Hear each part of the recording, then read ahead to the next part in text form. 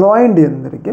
రీసెంట్గా రాహుల్ గాంధీ గారు ఎలక్షన్ కమిషన్కి సంబంధించిన విషయాలలో పోరాడుతూ ఉన్నారు. ముఖ్యంగా ఎలక్షన్ కమిషన్ ప్రజల ఓట్లని చోరీ చేస్తుంది, అలాగే ఓట్లను చోరీ చేసి ఆ ఓట్లని బీజేపీకి వెళ్ళేలా ప్రయత్నాలు చేస్తుందని చెప్పేసి ఆయన కొన్ని ఆధారాలతో గత కొంతకాలంగా ఎలక్షన్ కమిషన్ మీద పోరాడుతూ ఉన్నారనమాట. అయితే అప్పటి నుంచి కూడా ఆయనకి దేశవ్యాప్తంగా క్రేజ్ పెరిగిపోయింది. ఎందుకంటే ఆయన ఆధారాలతో పోరాడుతున్నారు కాబట్టి ఎవరైనా ప్రజాస్వామ్యాన్ని ఆకాంక్షించే వాళ్ళు ఈ ఓట్ల చోరీని అంగీకరించరు అనమాట.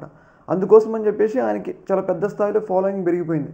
అయితే ఇలాంటి సందర్భంలో మరొక సంచలనమైన విషయాన్ని అయితే కాంగ్రెస్ పార్టీ బయటపెట్టిందనమాట. ఆ విషయం ఏంటి అంటే, మనందరికీ తెలుసు, మరి కొన్ని రోజుల్లో బీహార్లో ఎన్నికలు జరుగుతున్నాయి. అందులో భాగంగా అక్కడ ఎలక్షన్ కమిషన్ ఓటర్ల సవరణ, అంటే ఎంతమంది చనిపోయారు, ఎంతమంది ప్రస్తుతం అక్కడ ఉంటున్నారు అని చెప్పేసి నిజమైన ఓటర్లని ఒక పట్టిక రూపంలో తయారు చేస్తుందన్నమాట. అందులో భాగంగా ఒక విలేజ్కి సంబంధించి ఎలక్షన్ కమిషన్ విడుదల చేసిన జాబితా అనేది అందరినీ కూడా ఆశ్చర్యపరుస్తుందన్నమాట. ఆ జాబితాలో ఒక విలేజ్ అనమాట, నిదాని అని చెప్పేసి ఒక విలేజ్ ఉంది. ఆ విలేజ్లో ఒక ఇంట్లోనే దాదాపు 967 ఓట్లు ఉన్నాయంట. ఒక ఇంట్లో 967 ఓట్లు ఉండటం సహజమా? అసలు ఉండలేరు కదా. అలాగే మిగతా గ్రామం మొత్తం కలిపి ఒక్క ఓటు కూడా లేదంట. అంటే ఒక గ్రామం, హౌస్ నెంబర్ అనే 6 అనే గ్రామంలో 947 ఓట్లు ఉన్నాయి, మిగతా గ్రామం మొత్తం ఒక్క ఓటు కూడా లేదంట.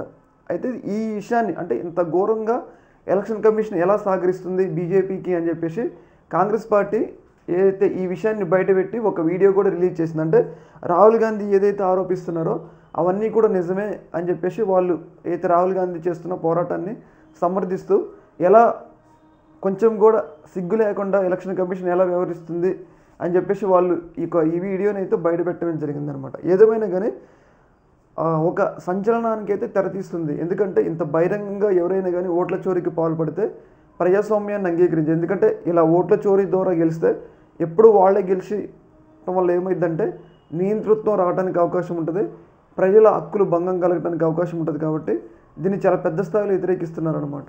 ఈ యొక్క అంశంలో మీ యొక్క అభిప్రాయాన్ని కింద కామెంట్లు తెలియజేయండి. ఒక మినిట్.